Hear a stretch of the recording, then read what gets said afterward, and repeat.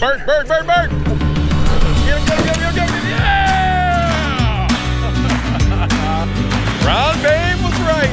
Ron Babe was right.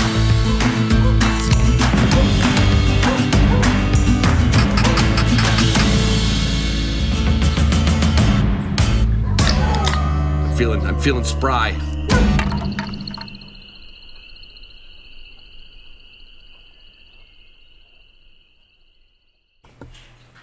Well, that's amazing. It's a Sunday, and I'm actually doing my intro. Finally had like what I would call a normal weekend. Other than the fact that today I did something abnormal. I went and picked up a puppy that my wife is going to fly to Florida with for our daughter. And no, it's not a hunting dog. But I'll tell you what, we're crate training it right off the bat. Imagine that. We're using a gunner kennel. Dog is pretty level-headed, I gotta say. It's not a hunting dog, but pretty happy for the first ride home. Did a pretty good job. I was somewhat impressed by this, whatever the hell breed it is. It's not a breed. It's just a dog. Anyway, getting this out on Sunday is kind of refreshing.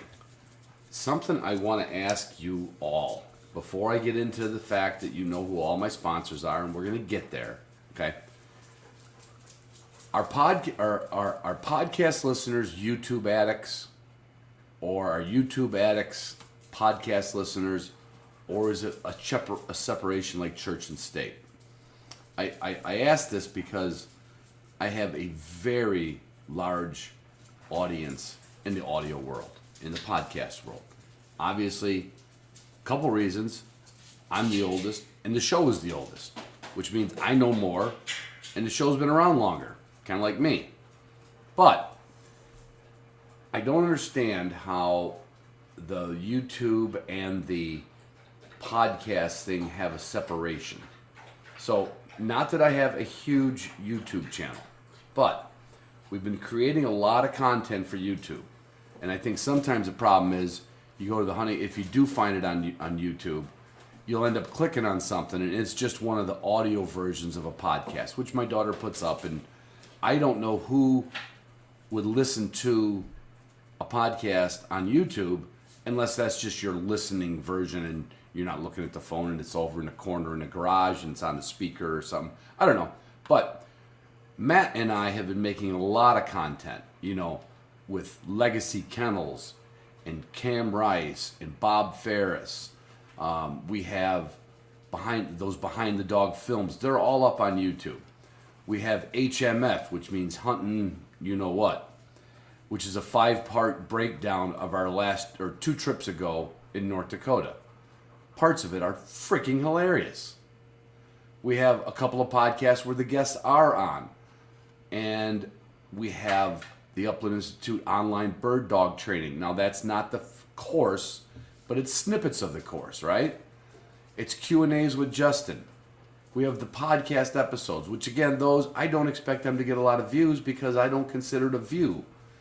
But we have a lot of stuff on there, and we're also adding a new series. So we have Behind the Dog Films. That's the parent company, okay? And we started doing these roundtable discussions. They're going to be out here in the next week or so, where we bring in friends of mine, some people I don't know, some people I do know, and we kind of have a roundtable discussion on 2 or 3 or 4 or 5 subjects. We break it up into segments. Matt sets up the lighting, sets up the lav mics, does all the angle, the camera cuts. That's coming out pretty soon. And I'm kind of surprised for as big a, I don't want to say this sounds bad, as big a podcast as this is. Not that many people go to the YouTube to get the extra content. That a lot of it is an extension of what I've done my whole life. Like, there's some pretty cool stuff on there. So anyway, I encourage you to go check out the Hunting Dog Podcast channel on YouTube, okay? There is just a plethora of stuff. If you click on one of them and it happens to be just an audio, click on something else. You'll find something you like, and you're going to find more. The other thing we did, we have a and this is crazy. We had, I think, 50,000, not comments, 50,000 in the first day likes with the little film I did with Steve Ranella in the kennel, and it was freeing your dog from traps. We're talking conibear traps and snares, and it's about a half hour long. Steve's son filmed it. Steve and I did it. It's mostly Steve, but I'm in the picture sometimes, and it is super informative. People freaking loved it. And whether we didn't promote it right on Instagram or not, I don't know, because it had a whopping 154 views on YouTube. I mean, you would think more Steve Ranella fans would just do it to go like, oh, look, there's Steve, he's showing us something. I don't understand YouTube, okay? I don't get it. Maybe I need clickbaity titles like Teach Your Dog to Heal in 10 Minutes or Epic Day in the Field or Birds Up the Wazoo. Maybe that's what it takes. Anyway, just encourage you to go to Hunting Dog Podcast YouTube and subscribe and like. And you're going to see a whole bunch more stuff that we're doing in this venue with video. Okay? Now I don't have enough. That was 5.5 minutes. We're just going to have to go through the title sponsor of this show is Onyx. The oldest sponsor of this show is Gunner Kennels. W Supply, where you go to get your Garmin. Canine Athlete, where you supplement your dog's little individual needs like stomach, hydrate and recover, new dog, stuff like that. Mossberg, where you go to get a great shotgun without spending too much money. Boss Shot Shells, where you don't spend that much money on the finest non-tox loads out there for the bird hunter. Purina Pro Plan, where you go to get the best dog food that's ever been made, and for the last 100 years has been the leader in our world. Walton's, where you're going to see an Instagram of the Walton's new chamber sealer. Now, my wife has been using it, and I wanted to get a film, so we did a little film today. No film. We did a minute recording of me we went out and picked our pole beans, and I showed a little bit of what we did, but I showed the chamber sealer. Like, I didn't watch this chamber sealer before. It blows the bag up, and then at the last second it goes shoop, and it looks like it's frozen in time. It's so cool. Watch for that on Instagram. That's from Walton's. And Marshwear.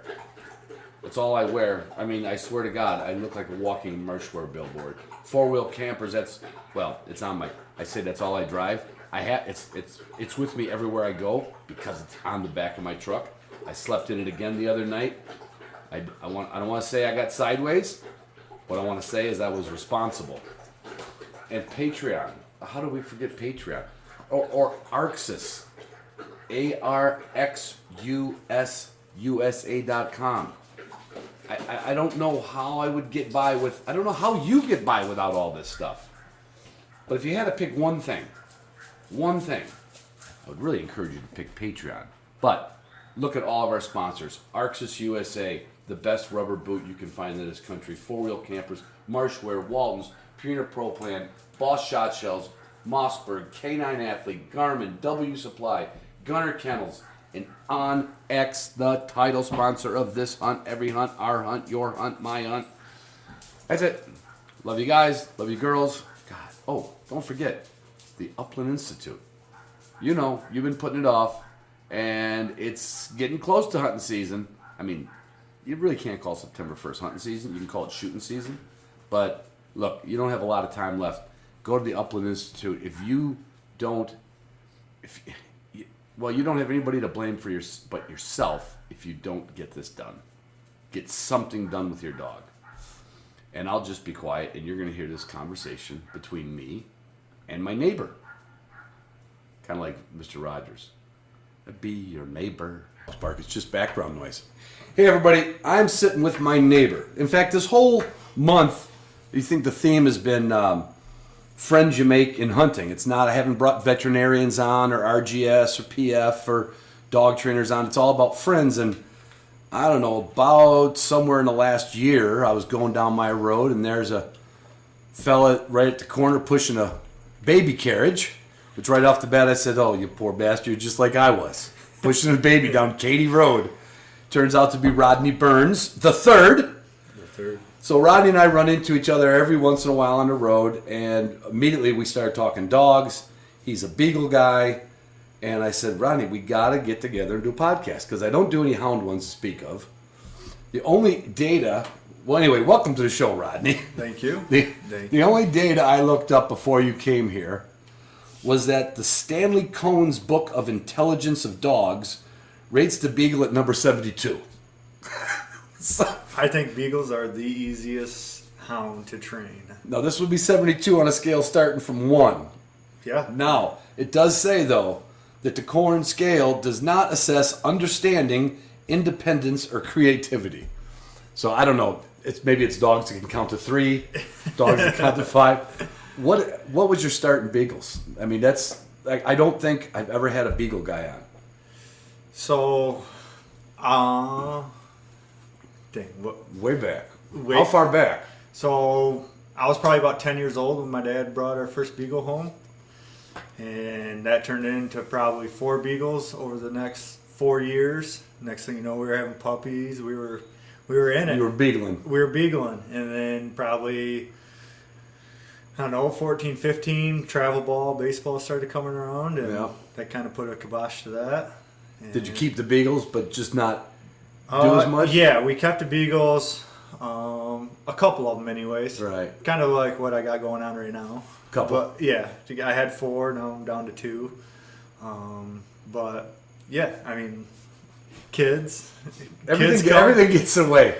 But you know what? The people that are in it for the long haul never really are out of it. You modify what you do. I definitely, once my oldest right now will be 3 October 1st. I'm guessing probably 2-3 years once he can start trampling around in the woods with me. Once he can keep up a little bit. Yep, I think that will be back in it. As I said in the beginning, I saw you pushing a baby carriage. It's not a cut, because I used to push my twin girls up and down that same road just because it was my turn. Yep. Right? Yep.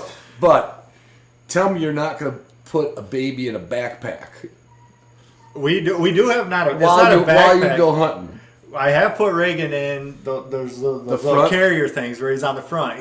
See, I keep picking on people for this, and apparently if they had front pack carriers, maybe I would have had a double. I think you could have did it. One on the back, one on the front. Yeah. Jesus, no. Have puke going down your back. I think you got to find that time. You got to find family time, but you got to find that time to do.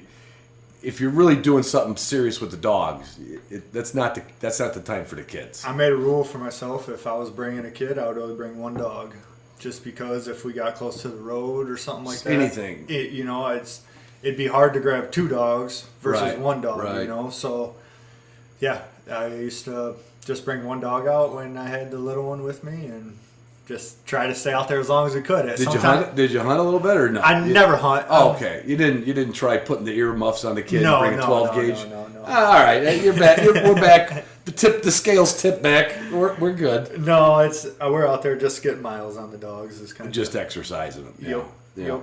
Yep. We just did an Onyx class on conditioning, and I know we're going to get into you used to trial the Beagles and everything. How much do you do with that? I mean, you're busy, you're self-employed, you're into trades. I'm not even working anymore. I'm retired. And I'm a bit lazy about, roading my dogs, so to speak, or exercising them. Do Beagles need more or less of that, or do you think it's like... So, it just depends on the dog. I got 1 dog that if I could somehow... Back in the trialing days, if I could somehow get 10 to 15 miles on her before the next trial, which were usually every weekend, if I could somehow get 10 to 15 miles on her, she was good to go. But then I had another female that I would try to get 50 to 60 miles on her in a week because she was just so high strung that she'd get out there in the trial if she wasn't run down, she'd get out there and just kind of make a fool out of herself because she's so excited with the competition with the other. It sounds like a bird dog. It doesn't sound like what, because if I was going to draw a picture, not a picture, but write a script of a Beagle, they would just be like moving somewhat slow, doing their work, and staying within 50 yards of me. That's what I would. Yeah, so they do make beagles like that. They call them walkie-talkies. Oh, really? So they'll take one step, they'll bark. They'll take another step, they'll bark. Burp? Yep. And a lot of old timers like those type of beagles because then the rabbit's not getting much pressure put on it. Mm-hmm. So they run a smaller circle and they're easier to shoot that way. Gotcha. So now if you get a fast dog to where on any given day, if it's a good scenting day, I mean, I would average anywhere from 5.5 to 6.5 miles an hour with 12 miles on the dogs, and that's flying. If you ask me, if you're averaging on a dog you're supposed to be shooting something basically in front of. Yes, and, right. And even when the dog's going that fast, I'm still saying the rabbit's 50 to 100 yards out in front of the dogs, right. Unless they can somehow keep the same rabbit going for 6-7 miles, then they might tire the rabbit out and stuff like that. But cottontails are smart, man. Well, the only time you've seen it on. I mean, how many times has it even been on TV, right? It's hard. How could you, Well, Ranella did it a couple times. Yep. And the little piece you see him just pulling the shotgun, you don't get a feeling for what the hunt's like whatsoever. No. And hunting with dogs is a lot more laid back, I think, in the rabbit hunting world because you can jump that rabbit. Let's just say you jump on a brush pile and that rabbit goes shooting out. Right. Call the dogs over if they didn't jump on themselves by the time. And you can sit right on that brush pile, and that rabbit, 9 times out of 10, is going to circle right back around right to that brush pile. Always heard it, never seen it because I never did it. Really? Yeah. Now I've seen jackrabbits circle back with one of my dogs back in the day, but that dog was probably 5 minutes behind that rabbit. Yep, I believe it. And when that rabbit came back, I was like, oh my god, I wonder if Artie's coming back. And sure enough, about 5 minutes later, she was still tracking it. Yep. And that dog would have drank a toilet bowl when she was done. She'd never run that hard in her life, Yeah, and like a good scenting day, like I seen on the Ranella show. Does that drive them? Does that make them run harder on a? So on a good scent day, my Uncle Scott kind of gave me this, and you guys can think about it the way you want to. But a rabbit is the only mammal that has hair on its feet. Mm-hmm. Every other mammal has a pad. So on, let's just say, a bad scenting day where the rabbit's not leaving much scent, I think it's a lot easier for them because they have that hair under there. Right. And it's in between the snow. Let's say it's real cold or icy or something like that. But you get one of those buck rabbits that's been peeing on himself, trying to attract those females. Right. The dogs can smell that dude because I feel like the hair holds the scent more. Mm-hmm. Well, sure, it's like a stinky dog. Yep. Yep. So it all depends on the scent that day, and I'm sure bird hunting's kind of the same way in a sense. Yeah, it's kind of like they got to put the work out, but I know dogs that would put that same workout, and maybe beagles are the same. They put that amount of effort because they've had success. It doesn't seem like run harder or slower or faster or slower. They just kind of have a thing. But do beagles? I'm trying to draw a scenario so I can picture it. You're trying to say if I took you to an area with beard? no rabbit scent, and I'm sure there's sadly a lot of areas that were used to be good. If you went to an area hunting with me somewhere and there was just no rabbit scent, what would they be like when you cut them loose? It depends on the dog. Some dogs will sit right there on the 2-track and wait for the other dogs to jump a rabbit. Oh, really? And then so 2 of my dogs, they'll kind of just piss and moan around the 2-track, maybe try to jump one that's close to the 2-track around me. And I got 2 other dogs that are 200 yards off the tailgate before I can get the collars on the other dogs. Oh shit! So it's different styles of hunt in the dogs. Do you breed for that too, or do you just get lucky or unlucky? I think it's bred into them personally, but I think you get unlucky and lucky, and I also think it's the smarts of the dog. My first female, when she was the only dog I had, she would jump rabbits like it was going out of style. I would consider her a jump dog. Yeah. Now I'll go out with my other dogs, and she'll sit on 2-track and wait for them to jump one. I think she's just gotten smarter. She's like, it'll happen. It'll happen, and I'll go in there. So there's literally beagles that are out searching they're searching until they find the scent. Yep, and they'll search as opposed search. Needing the scent to kind of develop the chase. Right. Yeah. Right. And then you get cold-nosed dogs that are barking on the scent from the night before. Yeah. And personally, I don't really care for that. I want I've the heard dog. the houndsmen always talk about cold-nosed dogs. Yep, and there's definitely cold-nosed dogs. And that just means they're better at older scent? I think I really don't even know. it's either they're better at older scent or they're not as smart with using their mouth as other dogs. Because I think my one female can smell, or any dog, it doesn't have to be my female. I think they can smell it, but they are smart enough to know not to bark because that rabbit's not up and moving yet. To where So they just keep moving without barking. Yep, they'll move in silence, I guess you can say. Yeah. To where if you get a dog that smells it and is just ready to rip, she's gonna let one out, and then all the Right. dogs are gonna come over there and they're Now you all gonna got try to figure it out. 3 or 4 noses on the ground. Yep. And that's when stuff can get hectic too, when you get 3 or 4 dogs in there that, aren't really cold nosed dogs, and that one dog's trying to pick it apart, and all those other dogs are Just wound up Yep. like kids on a playground. Exactly. Exactly. So if I had my perfect number of beagles to hunt with, it would be 2.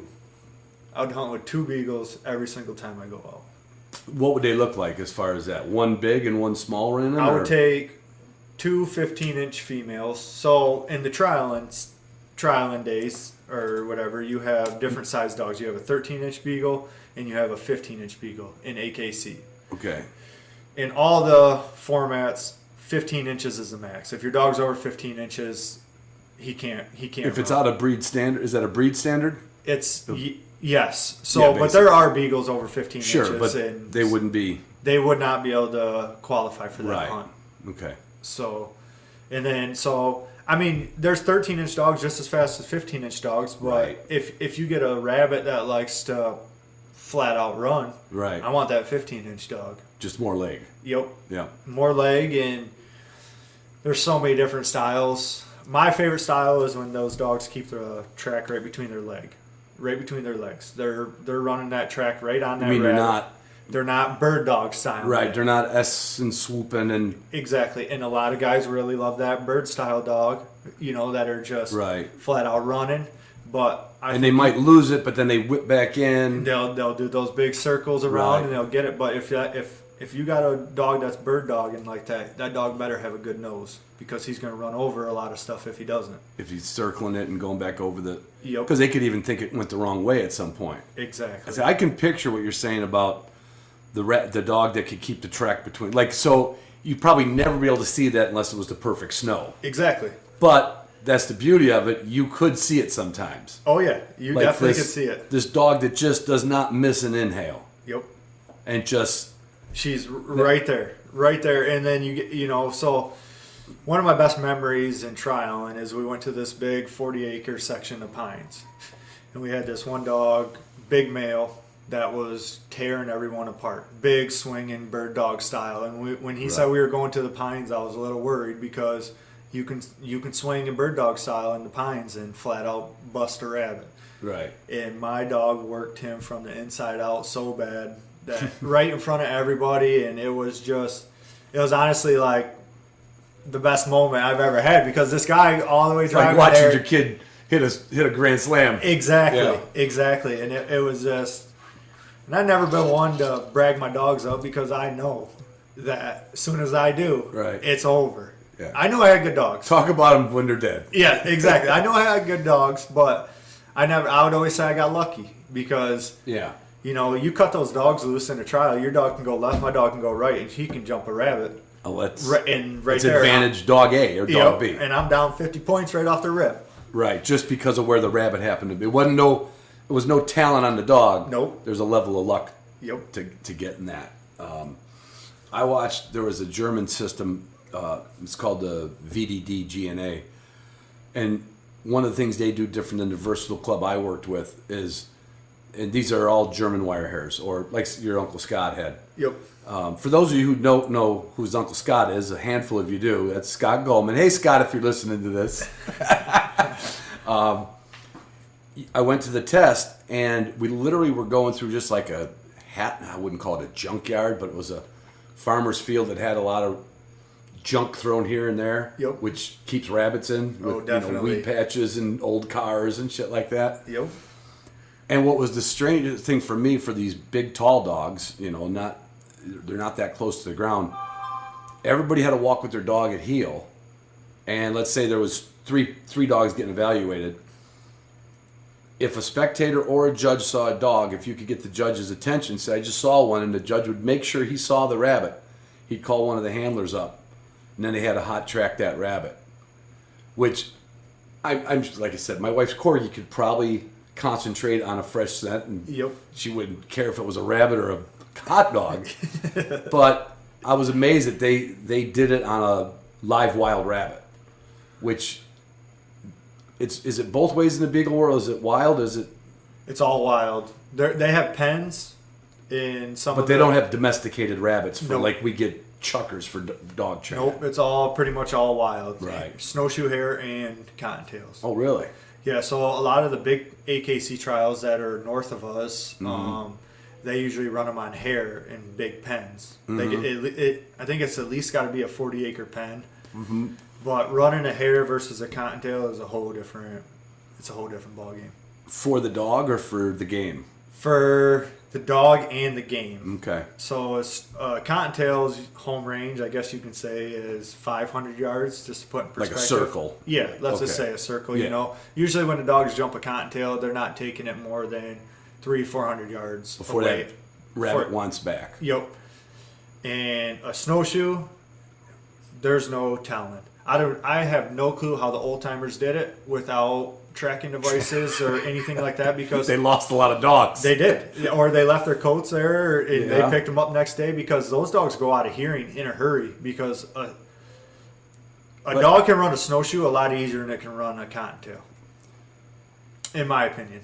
Is it because of the weight of the amount of scent that goes down? I think it's got something to do with the scent, and cottontails hold up. So if a dog puts too much pressure on a cottontail, that cottontail is going to find refuge before it turns around and comes back, usually. Wow, okay.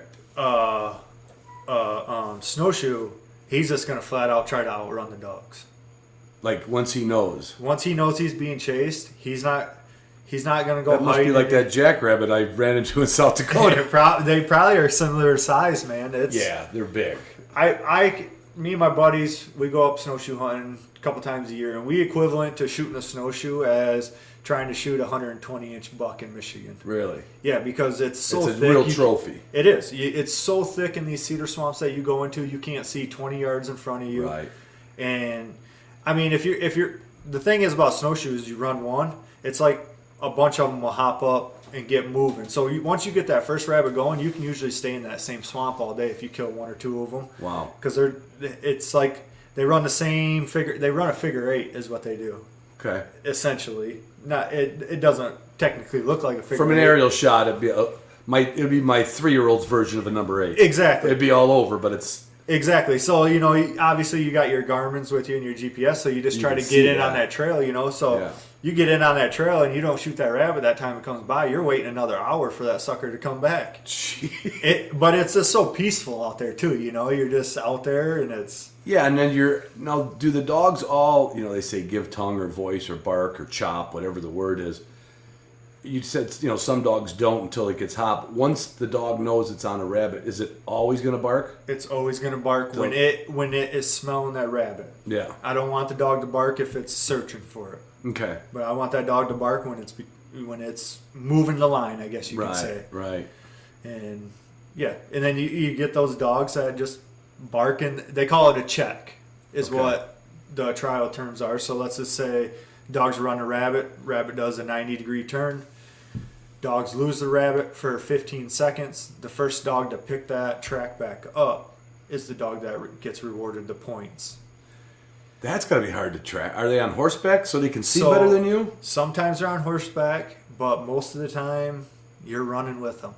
You're walking with the dog and the judges. Yeah, yep. So when I tried, I don't want to say all Beagles look alike, but it's got to be a little hard to tell. Yeah, it is. So you get a different color collar. AKC puts numbers on the side of them. Oh, that makes sense. Yeah. But yeah, it's tough for a judge sometimes. You get into those spring rabbits when that snow's starting to melt and those rabbits are starting to breed and stuff like that, and you get into a buck rabbit that wants to go back to his home. Yeah, he's got a girlfriend waiting for him. Yeah, it's and in the springtime those dogs are flying because they can really smell it good, and Yeah. it's tough. It's tough to judge with one judge. I've judged over, I would say 50, 60 casts in my lifetime. And do you like? I judge the hunt test. And there's always a certain amount of you want to hope that you're not just making the right decision, but like, are we in a good spot? Are the contestants happy? Right. You know. Yeah, all that plays in. Yeah, it's a bit of stress. It is, and and I would say that's kind of why I got out of the whole trialing thing, is because if you were friends with the judge, your chances of winning were a lot higher. There's subjectivity to it as opposed to absolutely, because you unless you lived in a matrix, there's no way to get one dog to run the same track that the other dog did. It's just sometimes it's an easier rabbit, right? It is,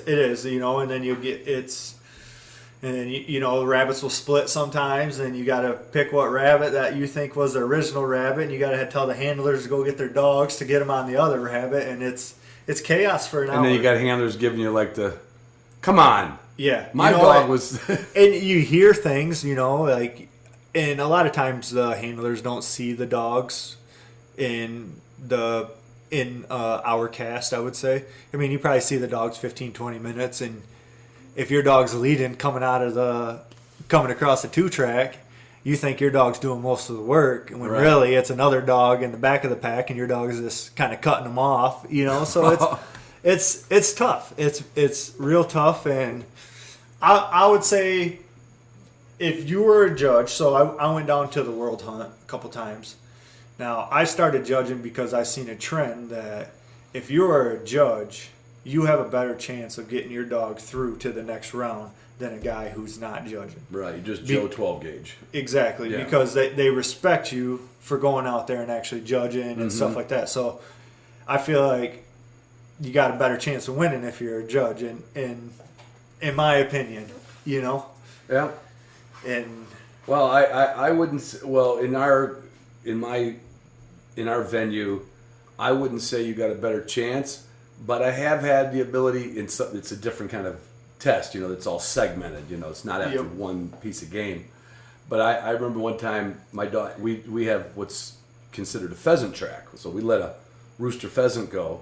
Okay. And it's got to go at least 40 to 50 yards through some cover, and we're going to run it to either a fence line, a cattail, slough, a wood lot, somewhere at that point where we don't know where the pheasant went. Yep. And then we bring it's always a young dog up to 16 months of age, and then we put the dog on and kind of like you said at the Beagles, there's a breed of dog called the small Munsterlander, and their tracking is almost second to none. Yep. And you'll see that one just making its way along that thing. You're like, you could have called it off halfway. Call your dog back. It's fine. He's exactly where.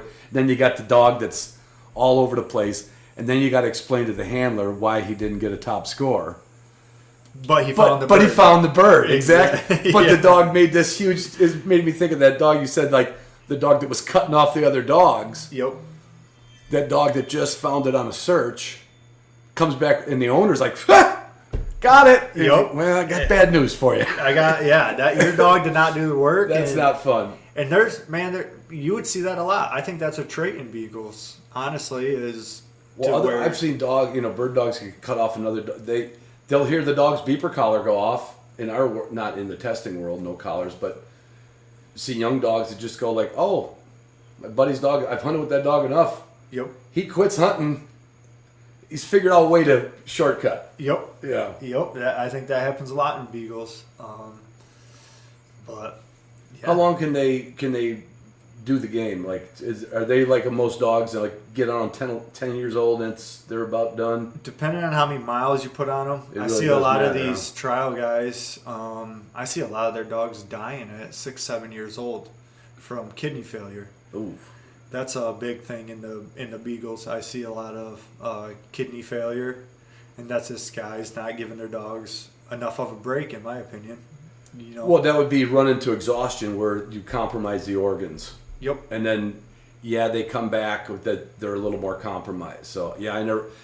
That's certainly a thing in all the dogs.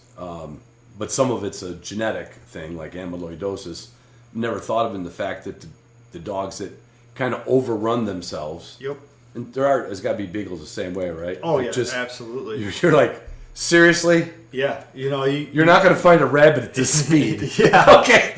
Yeah. You're not on a Greyhound track here. Yep. We were up running snowshoe this last year, and my dogs didn't even have the same voice as they had when they started. And they were basically just literally walking out the trail. So they'll literally get hoarse and and just. I've had to carry my dogs out of the swamp more times than I can count because Really? they'll run their pads right off. They'll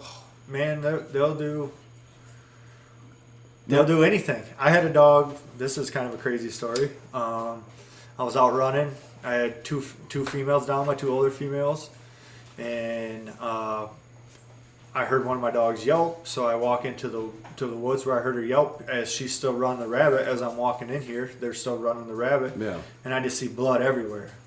I'm like, what the heck, And she's still running the rabbit. So I figured they maybe caught a rabbit and they dispatched it, I guess you could say, and it was just there. Well, we probably ran for another 3 hours that day, and I get home and I cooked me up some waffles, and I was just sitting there eating my waffles, and she come up to me and put her paws on my leg, and I look, and she had some blood coming out of her nose, and then she sneezed on me, and blood just went everywhere, and I'm like, She got a stick up the nose. She got a stick up her nose. Well, we took her to the vet the next day, and they said that they think the stick punctured her throat, and it went back in, and then it went through her nose, and that's where the blood was coming from. So we went with that. We gave her some antibiotics and stuff like that. A month passed, and she seemed like she was doing all right. Well, one night she started sneezing again, and my wife looked at her. She was laying in bed with us. My wife looked at her, and she's like, "Holy cow, look at this!" And she just had green pus just coming out of her nose. So we got up at midnight that night, and we brought her to the vet in Grand Rapids. Oh, not that place. Oh man, they got us. So we brought her there, and they took X-rays, and they're like, "Holy cow!" She had a 4.5-inch straw. It looked like a piece of straw, but it was a piece of red brush at the time. Right. Went up her nose, and it was in there for. The antibiotics kept ahead of it. Yep. But. So we had surgery. They got it out, and. She okay? She's totally fine. She almost won the Michigan State hunt with that thing in her nose, and we didn't even know it. Oh my God, they're so freaking tough. They are, man. They're, and then probably so we get her all fixed up, and I go down to a buddy's house, Danny King, who's pretty well known in the Beagle industry now. I'm helping him do a shower at his house, and he's got 7 acres right there, and it's covered by farm fields, and all the crops are cut. So we cut the dogs loose, and they run all day while we're working. Really? You just keep a collar on them? Yep. Keep my Jeep. No kidding. And we're letting them run, and all of a sudden my female, the Ivy is her name, the one that got stick up her nose. I come back, I'm outside, and she comes in, and she just pukes this ball of puke up the size of a softball. And I'm like, what's going on? And the other dog's still running the rabbit, so I knew it was something serious. Yeah. We opened her mouth, and she had a stick in her mouth that was 5 to 7 inches long, the size around as our pinky, that went down her throat sideways. I held her mouth open. In there and then broke and snapped off. I held her mouth open. My buddy Danny grabbed pliers and pulled that thing out. And, dude, I lost it. I was crying like a little. I don't know what it was, man. Like all the emotions came out when, because she already went through the whole stick in her nose. Oh, my God. And I Ivy in another language must mean unlucky. Yeah, it does, and it just means that, man, she really liked to be in the front of the pack. She did whatever it took to be that first dog to touch that rabbit scent. And that mouse barking and bowing and just... Oh, man, yeah. See, I always, like I said, you said there are Beagles that go slow, right? Yep. Is there, and I know there's two, probably the only 2 facts I knew about Beagles is there's a famous one named Snoopy, and that they came in 13 and 15 inch because I watched enough show ring stuff, Yep. So I knew there's 2 sizes. Is there another breed other than like a Basset, or do Bassets even do this? Yeah, so I think people breed Bassets and Beagles, and then that's going to give you your slower type dog. Okay. I've personally never hunted with a Basset hound. I'm sure you can get a Basset Hound that's in shape, and he can probably Yeah, stroke because a most of rabbit. them just aren't in shape. Yeah, you know, They're kind of just like their feet are sticking, their toenails are 3 inches long. I honestly think No offense to Basset Basset Hounds are the owners. ugliest dog on the market. Oh yeah, but the ugliest, prettiest, yeah, ugliest, cutest. yeah. But then a Bloodhound, I'll take a Bloodhound any day of the week, man. I think they are the most beautiful dog. Anybody use them for rabbits? Not that I've seen. My buddy, so I got a buddy that lives by some state land, and he's always got Beagles, and his brother bought a Bloodhound. Mm-hmm. And man, that thing would come out there when they'd hear the Beagles roaring, and it would jump in there, and it would just scare the crap out of you. Because a lot of times during the week, you know, you're working till 5 o'clock, get home, eat dinner, and in the wintertime, it's dark by 7. Yeah. You know, so a lot of times I'm running these Beagles at night, just trying to keep them in shape, you know, get their miles on them. And that dog would light up in the middle of the night, and it would just freak you out. The Bloodhound. The Bloodhound. Oh yeah. Yeah, it sounds like you're on a chain, escaping from a chain gang. Yeah. That thing would scare the crap out of you. You'd think that. But I guess most hound guys, when we say hounds, I always think of, you know, walkers and blue tick. They'd be pissed if their dog was chasing a rabbit. Do you have to trash break Beagles off Absolutely. of stuff? Just Absolutely. It's the same thing, just different trash. Yep. Beagles really like deer. Yeah. In the younger, so all my 4 Beagles I have had running cottontail, packing with the other dogs by 16 weeks old. Really? And I would say They can't last that long, but they're in a in there. They're hanging with the pack. Even if they're the last dog in the pack, they're in there. They're keeping up with them. You know, they got to use their nose at that point, right? They're not even going to see it. Yep. They're kind of just picking up from what the older dogs are teaching. Like taking them. your kid out that's too young to hunt. Exactly. He's And coming. a lot of Beagle guys won't even start their dogs until they're like a year old, which I don't agree with. But people have their ways of doing stuff, you know. I've put birds in front of dogs when they're coming out of the back end of the females because I think, I want to show them a bird. And I waited on one dog. I waited a year before I saw a dog. So again, if I can't repeat that with the same dog, I don't know if it works or doesn't work. But to your point, I'm going to just a stab at it from where you were going is if you get them into rabbits early, less likely to. They're just so driven by rabbits. They're less likely to be. Yep, and I've had dogs. I mean, an off game, you know, instead of deer or something else. Yep, I've had dogs to where they want nothing to do but with rabbits. One dog I've never had to break her off anything. She's never taken a deer, coon, anything like that. She was just been straight rabbits since day one, and that's pretty cool. You don't see that too often. Yeah. And then my best dog, Ivy, man, she would take a deer 600, 700, 800 yards away before I could even get to the truck to run her down. You know, it's just crazy. But I personally like to start a Beagle at 8 weeks old. What I'll do is I'll just take whatever we're eating that night, and I'll make a steak trail, I guess you could say, 5 feet. Yeah. And I'll let him do that, and then I'll just keep going up and up and up. And then I'll grab a rabbit's foot off a rabbit, and I'll tie it to a fishing pole, and I'll start dragging that around, just letting them chew on it all day, every day. Don't matter if they eat it. Nope. I mean, obviously you can yank it out if it's. Yep. And then I'll start doing trails with that rabbit foot, and they'll start finding it, and then I go buy a couple tame rabbits. Usually buy 2 or 3 tame rabbits at a time. Just have a little fenced-in area. Just so they can start running something. Yep. And then once they start barking on that. And then I usually go find, there's a Wesco bakery down here about 20 minutes from us. That's a little industrial park. And I'll just hold the dogs in my hands like this, and I'll face their head towards the rabbit. And once they see it, and once that rabbit takes off, I'll put them down. And then sometimes they'll track it 5 yards into the woods. Sometimes they'll track it 20. And then you just keep putting them in front of them. Yep.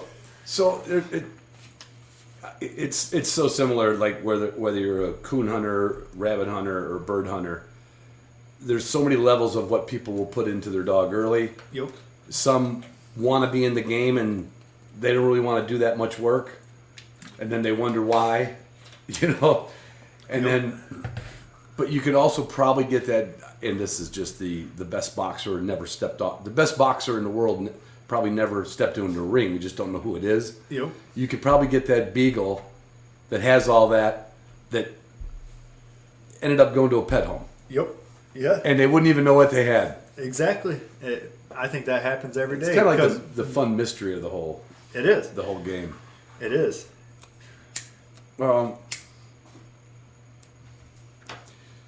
Talking about trash breaking. Pretty much said, well, you're much younger than I am, so collars have been around. Yep. I pretty much strictly just use collars. Yeah. Just give them you're not doing like, are you doing come when called obedience and obedience stuff with the collar, or is it just for infractions? In general. Come and call too. I Okay. will, if my dogs, I teach them the beeper, but a lot of times when you're trying to leave, the dogs are usually running a rabbit, so Right. you're not going to shock them to get them off the No, rabbit. no. So you got to try to cut them off, Right. and that's the hard part sometimes, because they don't care about the beeper. Right. And I'm telling you right now, I'm not. If there's nothing out there and you toned them, they're like, oh, he wants me back. Yep. And usually, if you want them back, you just get excited and pretend like you just seen a rabbit or something like Did you that. ever take a shot in the air the Yep, other way? shot in the air. Yep, exactly. God, how many dogs I've called back without a recall? Oh, dude, I remember one time we were a kid and the dogs got onto the neighboring property and we already got into a little, not trouble, but we already got talked to for the dogs going over there. So Right. we tried staying out of there, Sure. but dogs got in there. We stayed on the property line and me and my dad both unloaded our guns, just, try to get them excited because they were already running a rabbit and they were Right. in this thick stuff that There was 100 more rabbits in there. So if they lost that one, they were just going to stay in there It and would find be all another night. one. Yeah, we'd be there all night. And boy, did they not call the DNR on us and say we were shooting rabbits on their property. And that was my first run. And I remember I was in the house, the DNR come in and questioned me. They took my dad out in the garage, questioned him. Separately, yeah. like a couple of car thieves. Exactly. And exactly where were you? And what time was it? Exactly. I was pretty nervous. I'm not gonna lie. And yeah. Now, Michigan, if I'm not mistaken, we have the right. The dogs have the right to free roam. What do they call that? Free roam, free range. Yep. But that doesn't mean we do. Nope. So we can go on. We can go on property from. This is my understanding and To recover to recover, but we have to leave our gun on the property. wherever you had the permission. Exactly. Whether it was state land or a friend or. Yep. And technically, if we have a collar, a GPS collar, we have full control of our dogs, Yeah. according to the state of On Michigan. paper, yeah. Yeah, exactly. So we're allowed to go do that, but that's why I personally like to run a lot of state land because then you don't have to worry about Yeah. your dogs getting off anywhere. And people are crazy nowadays, man. Oh, yeah. They are crazy about their deer here in Michigan. It is unreal. I don't know how many times I've been told no because we deer hunt, and Right. I don't even want to hunt this during deer season. Right, we're not I just talking want to about come in deer the winter time when when it's When rest. you're all done. And Oh, yeah. man. People. Is it like everything harder and harder to find spots, or because rabbits are so secular too? Like right now, we did a timber project 3 years ago Yep. out here. Took out just grade lumber oaks, but I mean it's opened up, and if I don't have 5 rabbits under my feet every morning and on the trails, like I get the habitat's right for them right now. Yep. All this new growth, all kinds of cover, because I'm seeing them from this big to big ones. Yep. But they are kind of secular with habitat and with.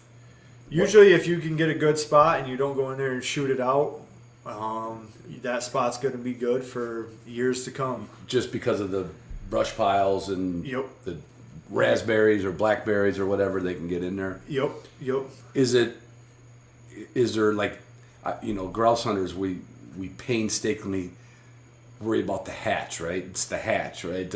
That week when the birds hatch, it rained too much. We lost because when birds lose their eggs, they'll relay. But when they lose the chicks, It's over. it's done. Okay. If a grouse had 8 chicks and something was picking them off one at a time, she'd be 8 days later. She'd have 1 chick. She would not re-nest because she's got viable chicks. Now, if something gets in and eats the nest, like a skunk gets in there and eats all the eggs, Yep. they'll relay a nest. But the rabbits, the beauty of them is they never quit. They never quit, man. I mean, they make babies like Yeah.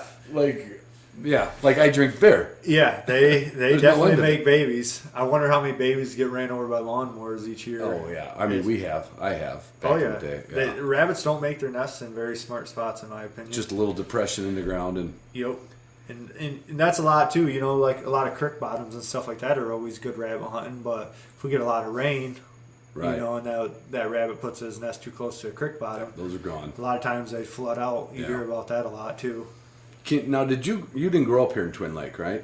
Just Muskegon, so Muskegon. by Oh, Great Lakes same Ford area. there. Yeah, Okay. pretty much same area. Yeah. Been hunting Hesperia, Grant, What Fremont. about the river bottoms? Is that just more for duck down there? Because I always hunted it for duck, but is there? You can get some rabbits going down there. You better have some tough dogs because they're few far in between. But once you get one up and going, it's usually a good race. Yeah.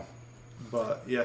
How about the Bossert Farm? You go out that way? Oh yeah, Jenny's Farm out. Jennings Farm? Yeah, that's actually Boss is the road. yeah. Yeah. Jenny's Farm's actually a pretty good place to run because there's a lot of room. There's a lot of room, and you can find those pockets. You can get back away from where the normal person's going to walk and Right. stuff like that. And yeah, I spent a lot of time at Jenny's Farm and DNR station. Yeah. That's where I do a lot of my running. Do you? And when we're talking about off game, I gotta imagine. Are the turkeys a problem for the Beagles? Because I've had a few problems with turkeys. My son-in-law's coming up in October, and he's a turkey nut down in Florida, and I said, we can hunt turkeys in the fall. He goes, "Get the hell out of here! You're shitting me!" And I got a friend that's got a turkey dog. He lives right out where we're talking. Okay. But then I was thinking, I wasn't even thinking of that as trash breaking. But yeah, I had. I mean, luckily they'll fly up the trees, but. Yeah, I had a dog run a turkey like 500 yards one time and never flew or anything. Jeez. Yeah. That Can you tell was by when this- she was a puppy, and I fried her a couple times, and she still said, I smell worth this it. one good, Dad. It's like- I'm on this one. That's my Catholic friends. Got their knuckles wrapped and like, I'm still doing spitballs. Yep. As soon as the nun turns her back. That's awesome. What, breeding wise, you said you've had litters in the past. Yeah, so my dad has. I've never really bred any of my Whelped them dogs. at home or anything? No. Yeah, we had a guy that would come over and like cut their dew claws and stuff like that. yeah. So I've seen it all and stuff like that. We actually had two females. They got hooked up with one of the dogs we had named Copper, and he was the most Snoopy looking beagle you could ever imagine. Looked like Snoopy himself. Droopy ears, just a beautiful beagle. But he was not a hunter. I think what happened was my dad, when he first got him, took him out hunting, and they were standing underneath his feet, and he shot at a rabbit, so it kind of scared him a little bit. So you could screw that up. I didn't even think of the. I think of we think of two things: bird exposure, make sure it's good, and gun exposure. I completely didn't. You think they're just chasing a rabbit? They're bulletproof. But Oh no! There's some dogs that just freak out when you shoot. Fold up and. Yeah, we've had one dog that would run 600-700 yards back to the truck if you shot a gun in front of her. It knew where the truck was. Yep. I've seen bird dogs. But she was the best pup trainer we could ever find. She didn't overrun the rabbit. She'd go nice and slow. So you could still get her to hunt. Yep. Couldn't shoot. Couldn't shoot. I got a friend. Well, no, I'm not going to bring it up. Might be. I told him he might have to get into archery. Yeah. Archery pheasants. Because dog likes to hunt. Yeah. A little Tim Wells action. Not so much about the noise.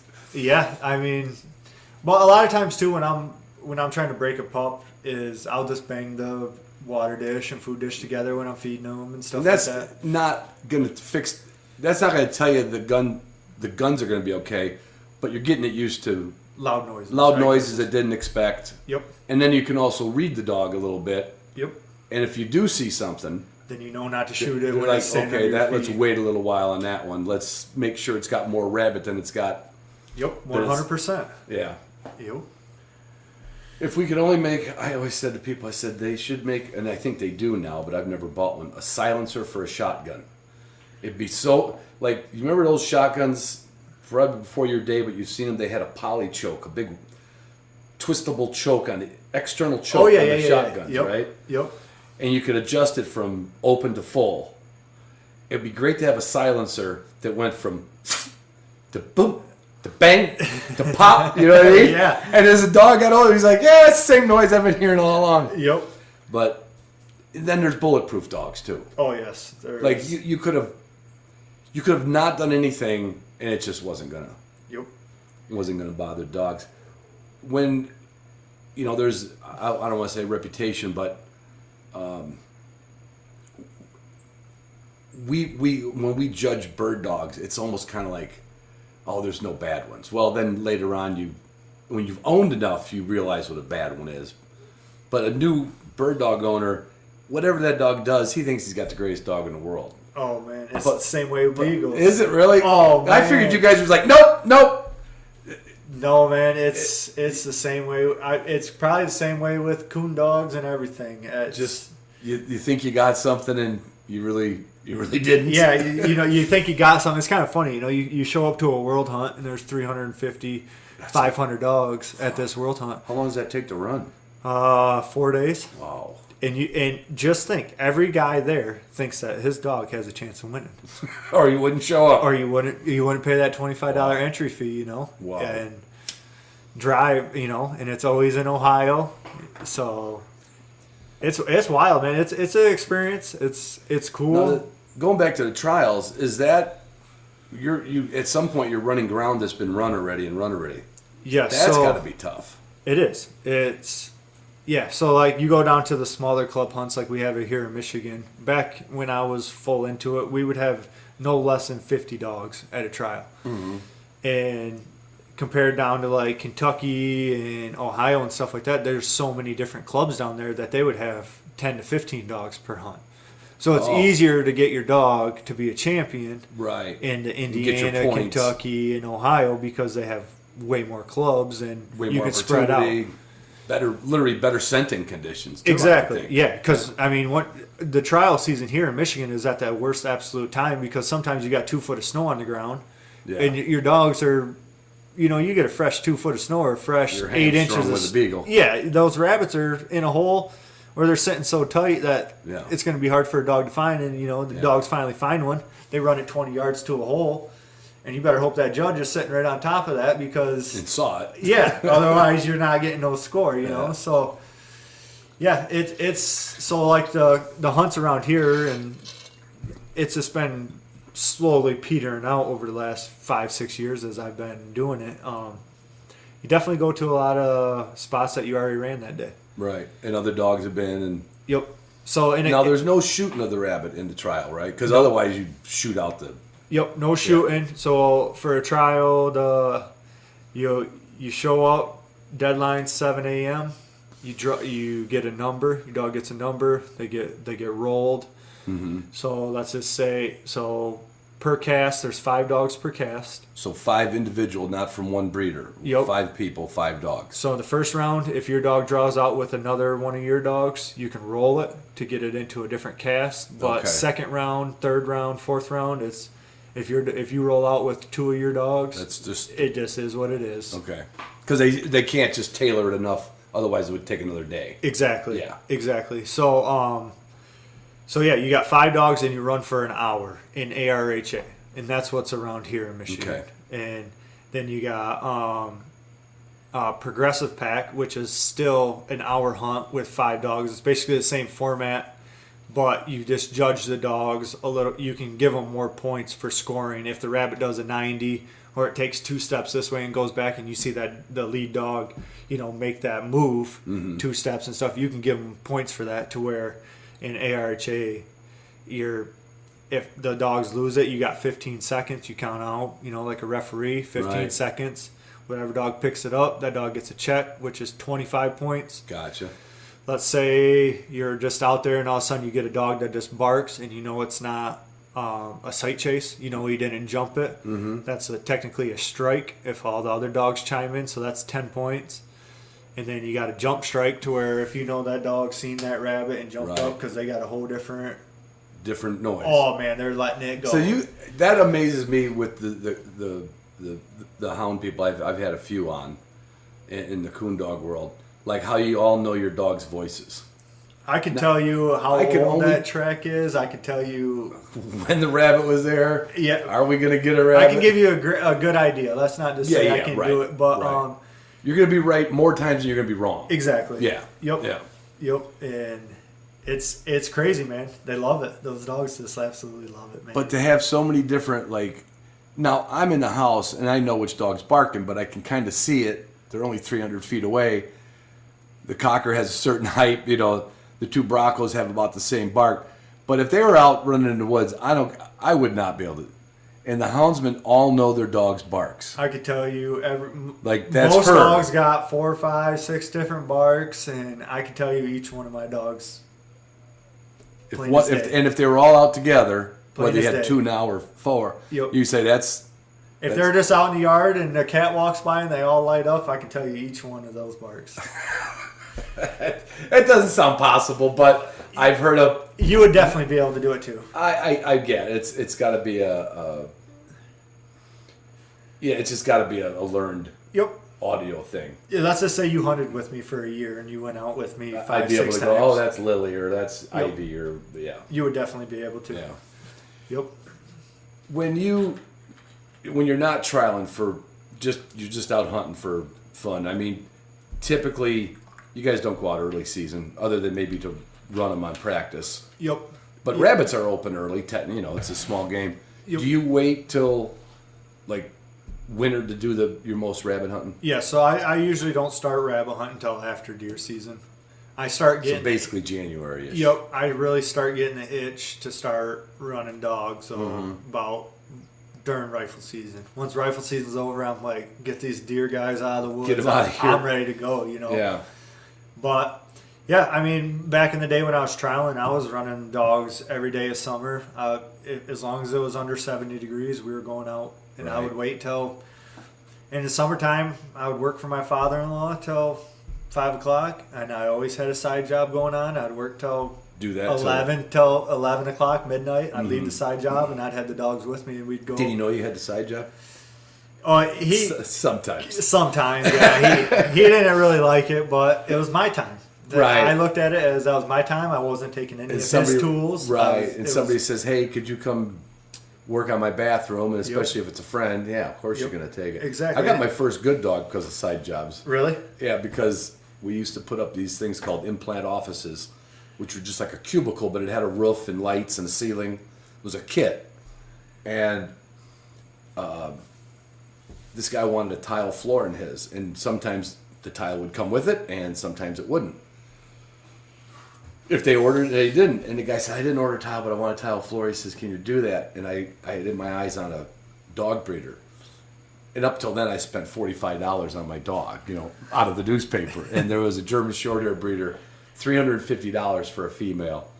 And I was like, I told the guy, I said, yeah, I could tile that floor. It'd be $350. And the side job I did was to myself. It was my company. Yep. But my wife didn't know about it, so that's the side job. That's the side job I took. So she's like, where'd you get the dog from? I said, a friend of a friend gave it to me. Oh. So I even pulled side jobs on myself. So I was wondering how that worked. I do side jobs myself, too. I just finished up one today. Right. It's...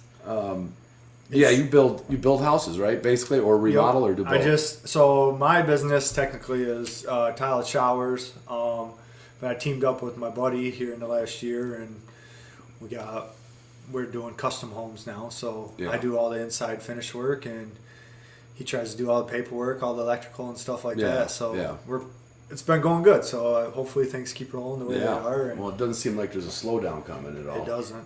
If at my all. wife knew that you were here, and that was your forte. If you run into Sue someday, do not just keep tell driving. her. No, you can stop and say hi and say, "Oh, I remember you came over to the kennel in the afternoon." Just don't tell her that you remodel or do, because she wants that downstairs bathroom redone so bad. And this would be a close to home job, but I don't want to do it. Maybe someone on here's got one of those. What are they? Bavarian. What are those blood tracking dogs? Yeah, I know what you're talking about.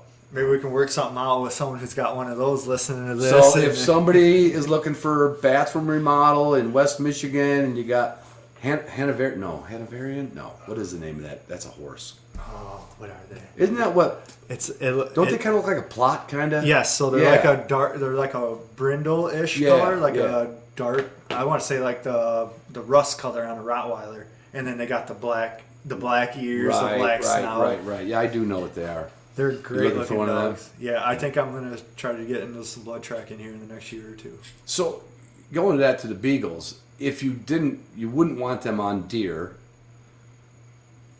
And we know sometimes the blood tracking deer is just the intertarsal gland, so you're not really chasing blood anymore. You wouldn't want your Beagles looking for dead deer, but I would have to believe that a Beagle would make a fine choice for that. I think so too, but a Beagle in its DNA is trained to bark on scent. Oh yeah. So I don't know if I would. I don't know if I would like that. You're just a wounded deer. You're just gonna keep it moving. Exact that, or like a lot of people are sacred about their deer spots, and if I bring a dog in there, just yipping it up. Yeah.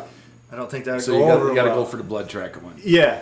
I thought about getting a basset hound for it, but then I talked to a guy who had a bloodhound, and he was like, "Look at all these swamps and stuff these dogs go through. Yeah. Think Yeah, of a bassets. wiener dog and how hard that dog's gonna have to That work would compared to a it'd be bloodhound. tough. Yeah. It'd It'd be different if you were out in corn country in Iowa, no real swamps. Exactly.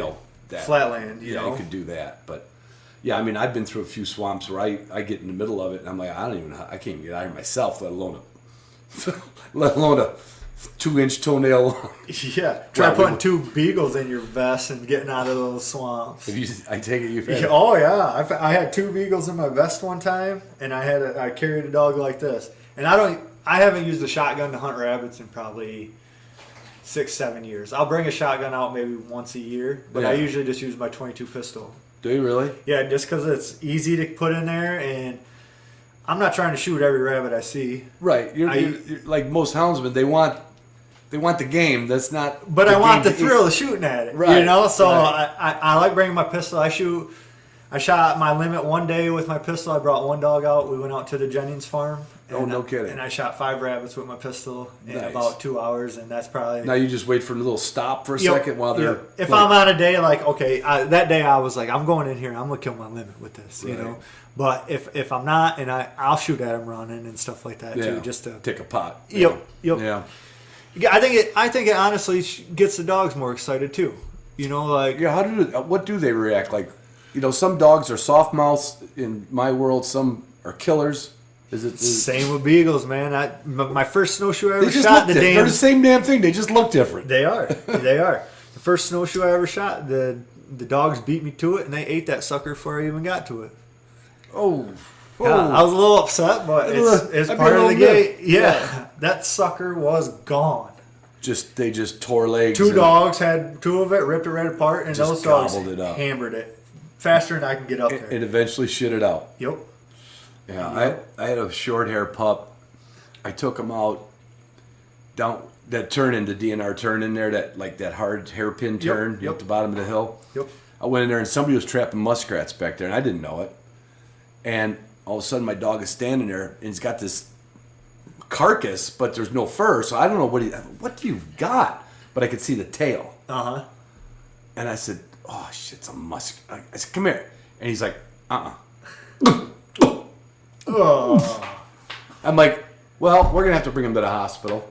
No, he digested that thing and shat it out, and he had enough. I caught him with the second one. I think he was almost too full to caught him with that one, and I had to grab that, and that was one of the times where the dog gets swatted. Oh, yes. And Yep. I don't know if that would have changed him. Luckily, we only found the 2, but I was like, I cannot believe what they can ingest. But they'll eat would that be a dog that's going to do it every time though, or they just get sometimes? Sometimes. Some dogs every time. Oh, that's a little much. It is. So you got to be right there when they get it if you Yep. want to take that rabbit home and eat it, because some Yep. of them are just going to tear it up. Yep. Here's a question: do they retrieve rabbits? There are some Beagles that retrieve Do they? rabbits. I've No. never personally had one. I've seen them do it a couple times, but yeah, there's Like if you took a shot and the beagle was not too far behind, he could. he would grab it and bring it right to us. Yeah, See, that's a good beagle. that is a good Beagle. That's a good beagle. We had a Beagle one time that she had a knack for chasing deer, and my dad got after her one time. And anytime any other dogs were running deer, she would come back and sit right at my dad's feet. And my dad She's would like, tell him. that wasn't me. Nope, my dad would tell him, like, hey, you boys, you better go get your dogs because those dogs run deer. And yeah, right. Next thing you know, they're 400, 500, 600 yards away. Because she came back and said, Yep. don't blame me. I don't want any part of this. Yeah, it's amazing how the right timing with it. I've used, like I said, on deer. I used one on a pronghorn one time because that pronghorn is going to be like a jackrabbit. Yep. You know, the dog. The damn thing is the deer. Well, depending on where you're at, deer are going to hit some cover line. Yep. And they're just that damn pronghorn's jumping up like you see me still? You see me still? And my dog was. Thank God Garmin reached out that far. By the time I got it out of my vest and fumbled with it, make sure and when I you got the right realized dog. what was happening, right dog. Yeah, that's never happened to anybody. That has never happened to Red, me. blue, and black. Oh, yeah. Oops. My biggest thing is I always thought I had to have my collars the same color. I'm always like big on matching and stuff like that. So I got 5 collars that are all red. Yeah. And I'm trying to cut the collar to a point on one, flat on the other one, and just try to tell them apart. Right. And I don't know how many times I've got that mixed up. Just because you put one collar on a dog and they'll jump a rabbit right away. And now you got to collar up 3 dogs. Well, one dog's running a rabbit, and that is not fun. Jeez. Because they get out of that box and they're ready to rip. They're not ready to go back in. No. No, so... Because it's a lot more, it's what I always say, it's a lot more ancestral hunting, like when you're hunting behind a hound. Yep. There's nothing that's really refined about it other than good training and come when called. But what they've got is what they've always had. Exactly. And it's a real, it's like that dog could probably survive. You know what I mean? Like, bird dog is never going to catch a grouse. Right. It's just not going to happen. Yep. He'll starve to death. You could have a woods full of grouse, ain't catching a grouse. But a beagle could catch a rabbit. Oh, yeah. Eventually. Yeah, it happens. Some people go their lifetime without any of their hounds catching a rabbit. I've had fortunate enough beagles to where I've seen 20 rabbits caught with my beagles over the last couple of years and stuff like that. Does that have a detrimental effect on them? Not necessarily, no. The one of the rabbits I caught had probably like 100 ticks on it, So that rabbit could have been compromised. Sick. Yeah, so there's a lot of different variables, but a healthy rabbit and a healthy dog, 9 times out of 10 that rabbit's getting away free. It's just going to keep going and just keep going. It's got until enough. It runs into a hole. Once it feels enough pressure, if that dog gets too close to it, it's just going to hop in a hole or a tree. So it's funny, like I'm saying, so rabbits, obviously, like I feel like I know birds. Yep. They kind of have a hole that they know of, but they don't necessarily go to it. So because you think they would just run to the hole every time. So let's just say me and you were going out to a spot that I really know. Yeah. Let's just say we're going out to Jimmy's farm. I hunt out there all the time. He's got an old car that no matter what, those rabbits go to that old car. Mm-hmm. So if we're going to kill rabbits, I'm setting you right on that old car. Okay. My dogs could be 300 yards away. Yeah. That rabbit's coming to that old car. Is going to come to that old car, and you're going to get a shot at it. You would not think that's possible. He owns a 40-acre chunk, and every single rabbit we run goes to that old car. I shit you not, man. Because that's the place. And he's got a trailer there. They climb up into the trailer. No kidding. And those dogs play hell trying to get them out of there. Oh shit.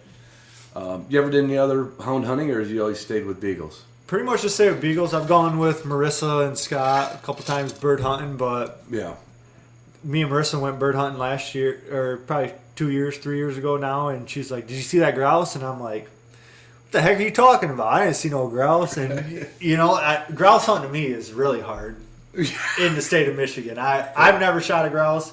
Actually, I take that back. I've shot a grouse out beagle hunting when they fly up. Sure, because land on a branch. I see quite a few grouse. I'll tell you right now. Probably see more than we think you do. Yes, I because I'm always back in the same stuff you guys are in, you know, and the dogs will jump them and they'll just and that's a great point, because when a dog just gets into a bird too early, they do jump up in the tree. But when they're on point and then there's a hunter coming, the bird knows, right? He's running, right? Yeah, a young bird. Well, they're either going to keep running and keep moving, or they're going to dog. Okay, dog and man. they're gone. Yes. And that's those shots you just can't hit. Yep. But the only time, unless it's like a young bird, they'll go right to like, oh, branch. Yep. You know. Yep. And then that's up to ethics too. Yeah. That's Depends like if you got on the water. Depends on if you got a bird that day or not. Yeah. Sometimes. I was awesome. doing a blue grouse hunt with the guy. We were doing a TV show, and this one blue grouse, they're famous for going to a branch.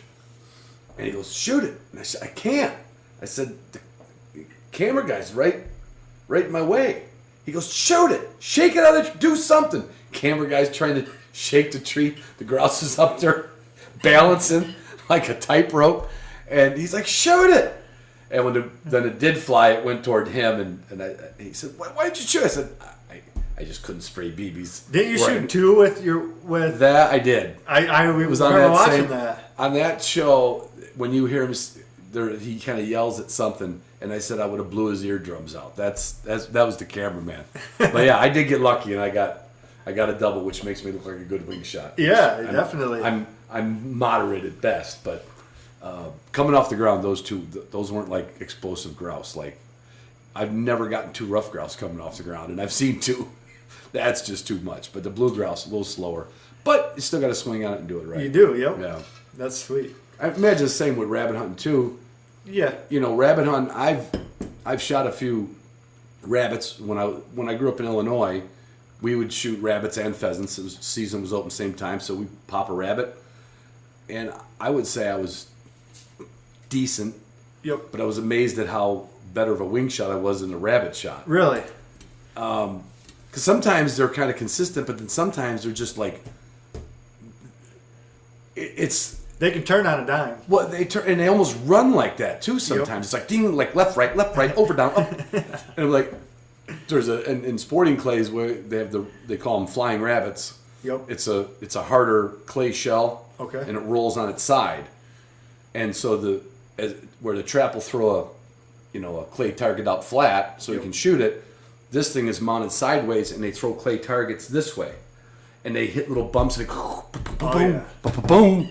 And the only time I can hit one of them things is when it pops up in the air a little bit. And you, gives me a second to focus right? on it. But trying to hit it when it's running, I'm a tail shooter. The dirt's flying. A little bit of skill level there for hitting a running rabbit. But they don't always run that fast either. All the time. No, especially not with dogs. 9 times out of 10 they're just staying away. They're just staying ahead of them. Yep.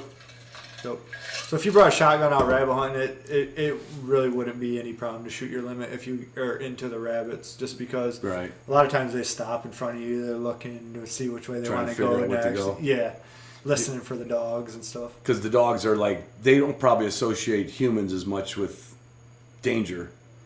Like a rooster pheasant in high pressured country, if you're blocking, you're going to take your orange hat off at the fence line. Because a rooster will come out of that field, and if he sees orange, he's flaring. Okay. Like they're like, nope, orange, been shot at before, ain't gonna get shot at. So we'll have an orange vest on, by law, but I'll wear an orange hat because I've been peppered before. But we'll take our hats off and get by a fence line or something to block, because if them pheasants see orange, it's over. They're either go high or they're going to go wide, other than the stupid one. Like I'm sure you get young rabbits that are not giving the dogs the hardest day in the woods. But yep, you definitely. How about when I was talking about jackrabbits? You know anybody that ever? I hares don't. And jackrabbits are similar. Yeah, I would you say have to go all the way to the damn Dakotas to go do it. Practically. Yeah, I've never heard of anyone doing it. I'm sure there's guys out there doing it. There is.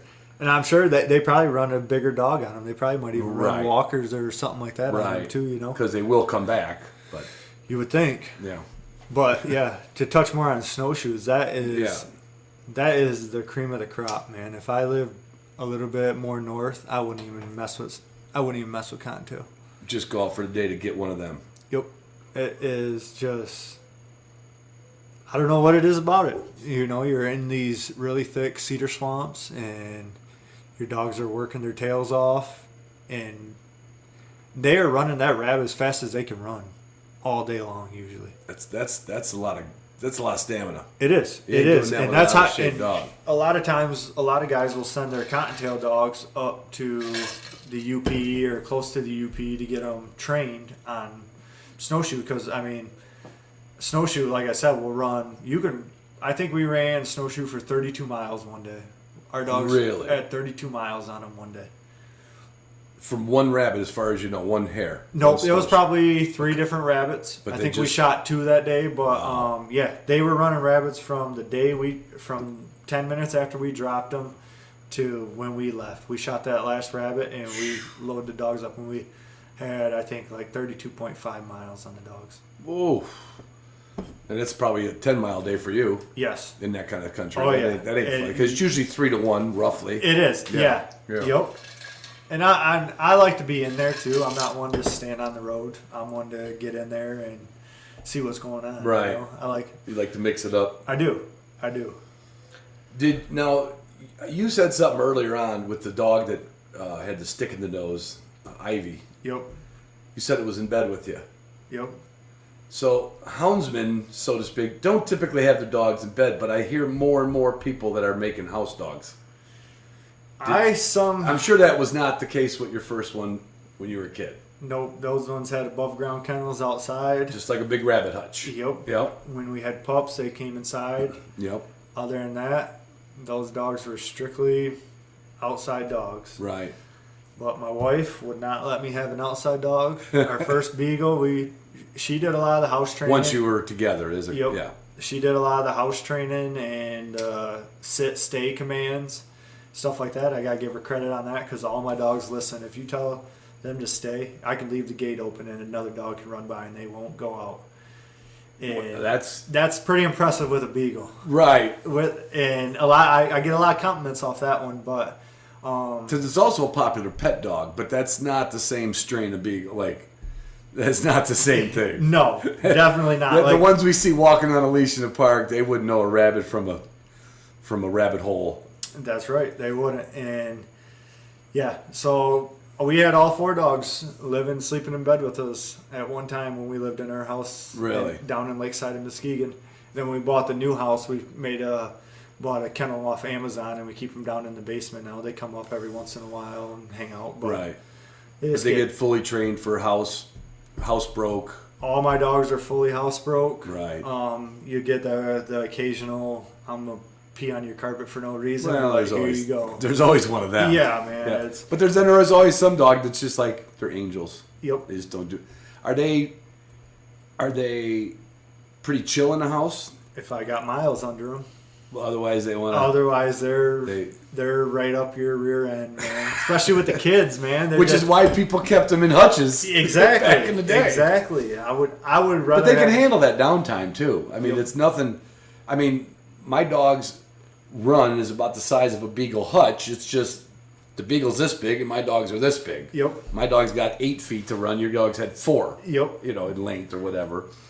But I always wondered that if you never heard houndsmen, and now I know people that their hounds are living in the house with them. I think there's something to it. I think those dogs That's what I was are a gonna little ask bit you. more. Connected.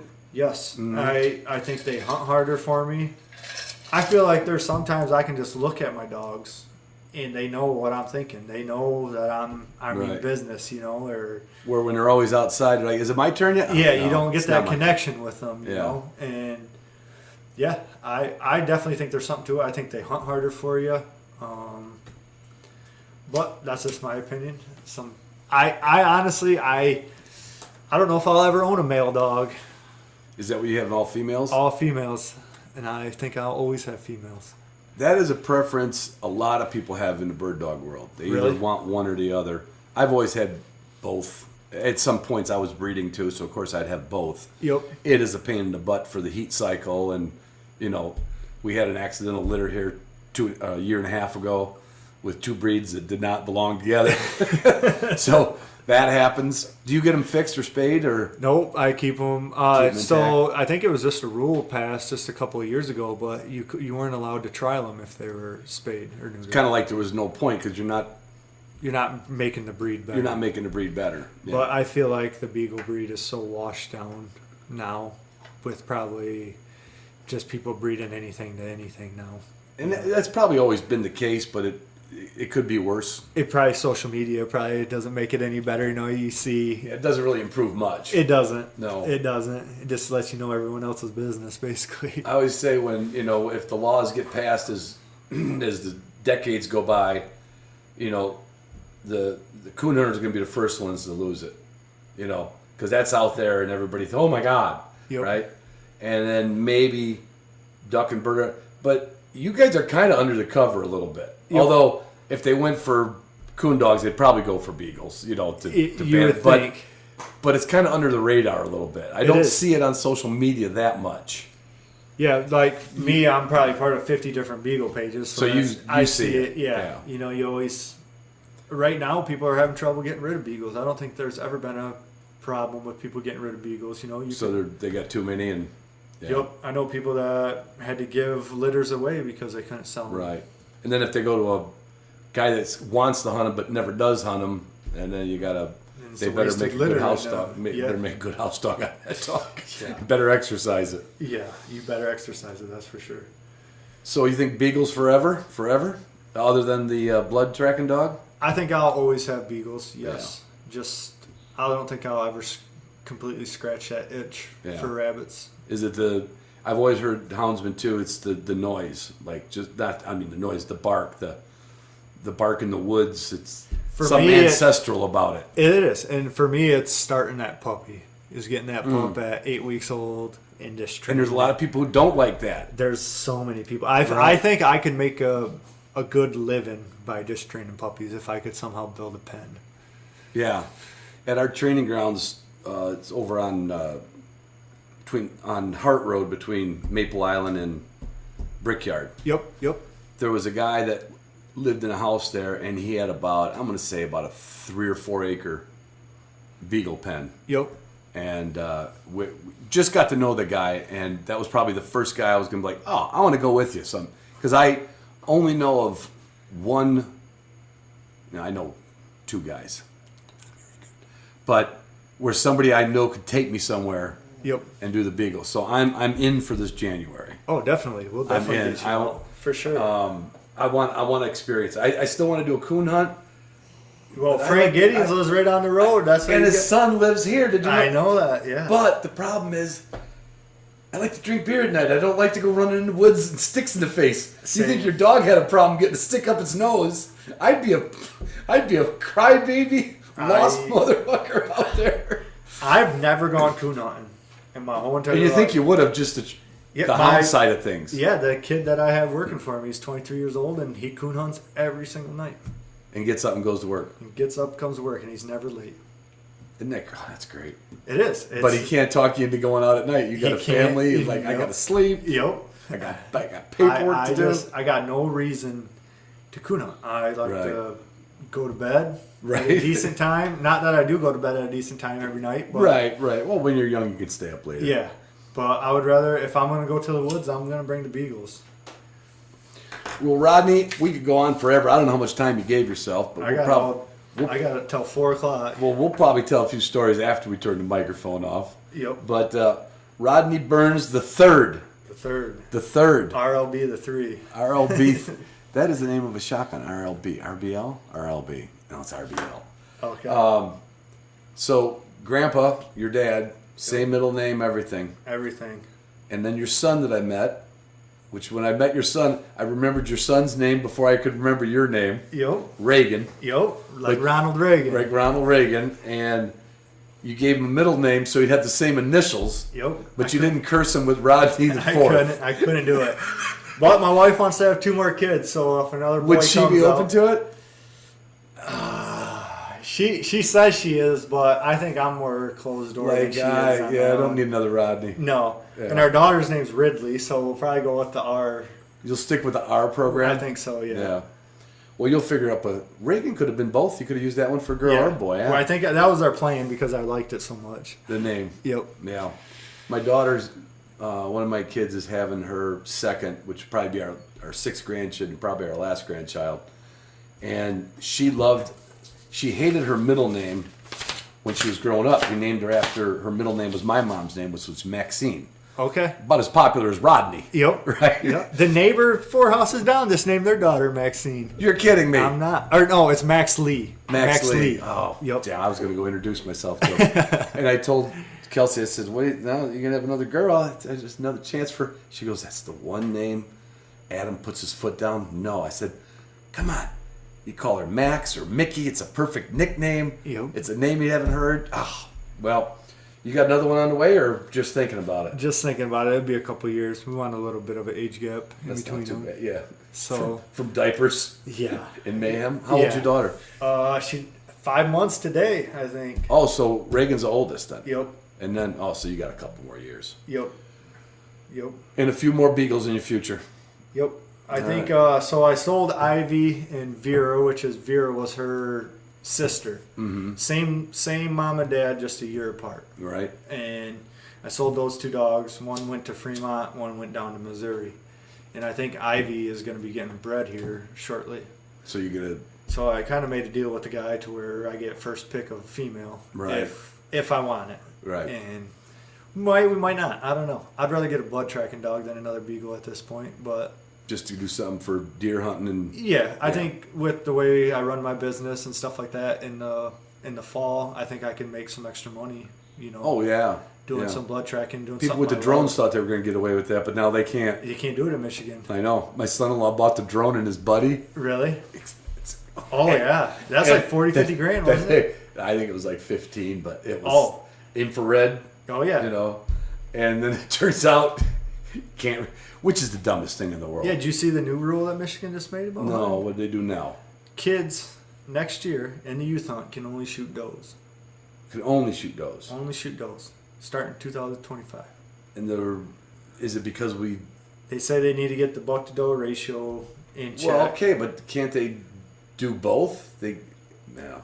That is just mind-boggling to me that you're going to tell a kid... and I would say, and honestly, I could see. You'd be happy if he ended up shooting a doe or she shot a doe. Exactly, but I mean, you're telling me if a little 8-point or a little spike horn or even a monster buck comes out, you're going to tell that kid he can't shoot it? Right. Well, then you might as well not have the youth season. Exactly, but then they still got the veterans hunt. With the veterans, I think can still shoot a buck. No. Which. I mean, I got nothing bad against veterans or anything like that, or it's. Well, I was a guy back in the day. If I was a deer hunter, I'd have been pushing for no youth season because it is easier to shoot a big buck in youth season than it is. Right. They do. And I was like, wait a minute, I'm going to work 40 hours a week, and the neighbor kid just shot that 8-point that I've been seeing on my trail camera all year long. Yeah.